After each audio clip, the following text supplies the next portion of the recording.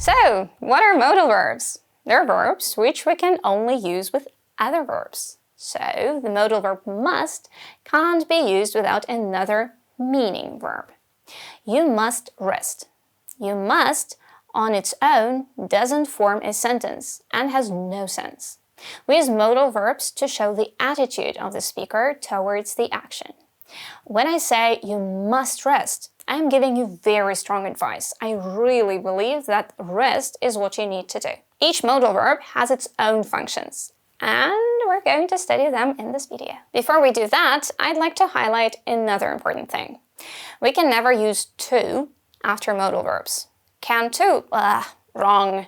Should to, bad. Must to, wrong. Modal verb plus base form of the verb, correct. We use may and might or could to say that something is a possibility in the present or future. For example, Mary might know how to help you. We may get stuck in a traffic jam during rush hour tomorrow. May, might, and could are interchangeable in this meaning, so we can use any one of them without any or with a slight difference. The negative is may not and might not, or mightn't, which mean that something is not a possibility. This story is very interesting, but it may not be true. We're not sure that something is possible. Another example. I really want to go to Canada, but I might not go. I don't know yet. Could not is not the same. Could not or couldn't is very, very different. It means that in the past, a person didn't have an ability to do something, or that something wasn't possible in the past. Mary couldn't swim at all. She didn't have the ability. Nobody told her, and so she didn't know how to do it. The next pair is have to and must. These are usually called verbs of obligation. They are very close in meaning, but there are some very distinct differences. First of all, for facts, we usually use have to. I have to wear glasses to read. It's just a fact about me. Nobody makes me do it. I have to wear them to see. We use must to express our strong opinion or advice, or to tell someone about a rule. For example, this cake is amazing. You must try it. In this case, we're expressing very strong advice. And you must fill out this form to register. This one is about a rule. Two different functions, but both belong to must. Another important difference between these two modals lies in grammar. We use auxiliary verbs to form questions and negative sentences with have to. Do I have to do this right now? I don't have to wear a uniform to school. He doesn't have to go there alone. Do in present simple, did in past simple, and, well, of course, will in future simple. We can also use have to with other modal verbs. For example, we might have to wait for a few minutes. At the same time, we're saying that we're not sure about it and that there is a necessity. Beautiful, right? Must is not like that. Must does not change based on the person or number of the subject. Must doesn't have a past form either. So instead of must, we use have to in the past. Now the negative forms, guys.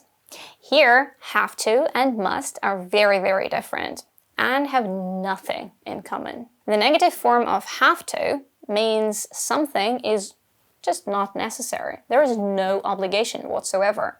For example, Jane doesn't have to wear a uniform, but she likes it. It means that she can still do it if she wants to, but there is no rule like that. It is not necessary for her to wear a uniform. Needn't is a synonymous modal verb in this case. So you can say, Jane needn't wear a uniform to school. It means the same thing. There is no necessity. The negative form of must, on the other hand, is extremely different. It means that it is necessary that you do not do something. It is prohibited by law, rule, or even your own promise.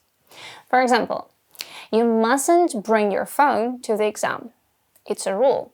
If you replace mustn't with don't have to, it will change the meaning of the sentence. You don't have to bring your phone to the exam.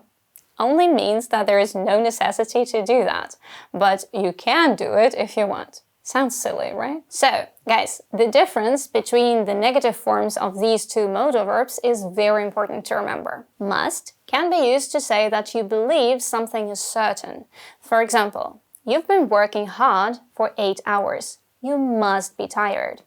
Your logic says that the person is tired. You're sure about it. So you can say you must be tired. Another example. I'm sure you gave me that document. I must have it somewhere here. The opposite of this meaning is not mustn't, though. It is can't. Yeah, sorry guys, not much logic here. So when we're certain that something cannot be true or possible, we use can't. For example, she is very popular. She can't feel lonely. I believe that it is not possible that she feels lonely. Another example. You've just started working. You can't be tired already. Again, I do not believe that it is possible for you to feel tired after working for 5 minutes. So, I use can't. Okay, next one. Should is a very interesting modal verb with a couple of different functions. We can use it to express advice, of course. This is the most popular function among students. For example, you look exhausted. You should go to bed. This is my opinion of what's best for you, and I decided to share it with you. Voila, we have advice. Another function of should is expressing our opinion, which is very close to advice, of course.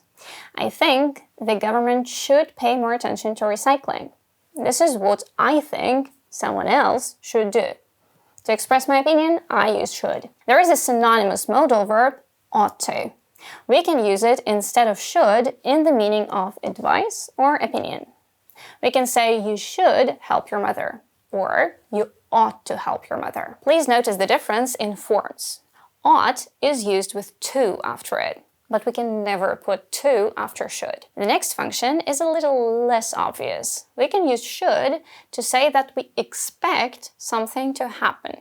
For example, Mary has been studying hard for her exams. She should pass. Or, I wonder where Tom is. He should be here by now. We expect that Mary will pass her exam because, well, she's been studying for it, right? And we expect Tom to be here. There is another important modal verb connected in meaning to these two. It's had better. We always use it in the past form had, but the meaning is in present or future. We use had better to express advice based on a negative consequence. There will be a problem or danger if you don't do something that is advised. For example, we had better stop for gas soon. We're almost out. Had better makes us think of possible consequences if we don't do what we should. With had better, there is always some kind of a threat in advice. You'd better take an umbrella. It's going to rain all day today. Implying that if you don't, you will get wet, cold, then sick, probably die. All because you didn't take an umbrella with you when your mother said so, right? Okay guys, we're almost done. It's important not to forget about can, right? I can see the river from my kitchen window. It's possible for me to see the river when I look out. We also use can to say that something is allowed. For example, you can use my computer if you're careful. I'm allowing you to use my computer. Another function of can is to say that somebody has the ability to do something. For example, Alex can speak 3 languages. He studied languages and now he has an ability to speak 3 of them. Great for Alex! We'll say the same someday, right? Can has a past form could. We can use could with all the same functions, but when we're talking about the past. Sometimes, though, we need more. 2 forms aren't enough if we want to show progress, for example. In this situation, be able to is going to help us. I haven't been able to sleep lately. I started having problems with sleep some time ago, and I still have them. So we need present perfect. Can doesn't have a present perfect form, so we use be able to in the same meaning. Mark might be able to come to the party. We can't use can with other modal verbs, but we can use be able to with them. Useful, right? A little more about could. It can be used as a past form of can, as we've mentioned before. It can also be used to say that somebody had a general ability in the past. For example, my great-grandfather could speak 3 languages, but could is only for general ability. If you want to say that somebody did something in a particular situation, use was, were able to, or managed to. For example, Mark was a wonderful golf player in the past. He could beat anybody. He had the general ability.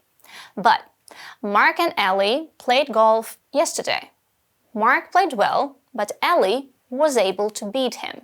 In this particular situation, yesterday. It is not a general ability, so we can't use could. If we have negative sentences, though, we can use couldn't in all situations. General or particular, whatever. Let's finish with some popular things we express with modal verbs. To ask someone to do something for you. So, for requests, we can use can or could, or even will or would. Can you help me, please? Could you tell me where the bank is? Will you do me a favor? Would you please stop making so much noise? To ask to do something, we can use can, could, or a more formal may. For example, can I speak to the manager, please? Could I use your phone? May I come in? We can also offer to help someone else with modal verbs. To offer help or to invite someone, we use questions like can I or would you like? For example, can I get you some tea? Would you like to come to dinner on Saturday? Well, that's it for today, guys. See you next time.